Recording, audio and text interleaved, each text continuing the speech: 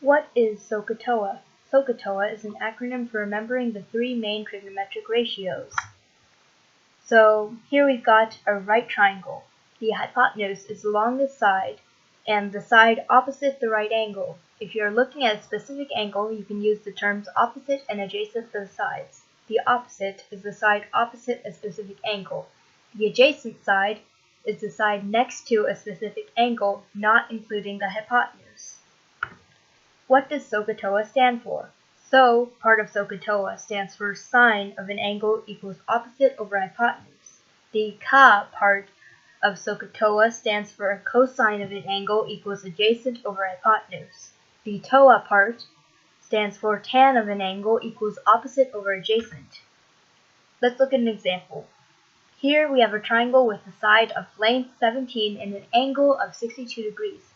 We need to find the side A. Step 1. Identify the names of the sides involved. For this triangle, the sides are adjacent and hypotenuse. Step 2. Figure out which trig ratio to use with SOH CAH TOA. For this triangle, we use cosine because cosine is the ratio of adjacent to the hypotenuse, you know from the ka part. Step 3. Write an equation and solve. Cosine of 62 equals a over 17. So to solve, you multiply both sides by 17, so you get a equals cosine of 62 times 17 is about 8.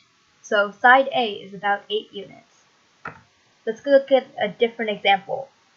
For this one, we have a triangle with sides 5 and 13. We need to find the angle A. Step 1. Identify the names of the sides involved. For this triangle, the sides are opposite and hypotenuse. Step 2. Figure out which trig ratio to use with SOH CAH TOA. For this triangle, we use sine because sine is the ratio opposite to the hypotenuse. You know from the SO part. Step 3. Write an equation and solve. Sine of A equals 5 over 13. So now you have to do the inverse sine of both sides to cancel out the sign on the left. A equals arc sine of 5 over 13, which would mean angle of A is about 22.6 degrees. That's all, and I hope that was helpful. Bye!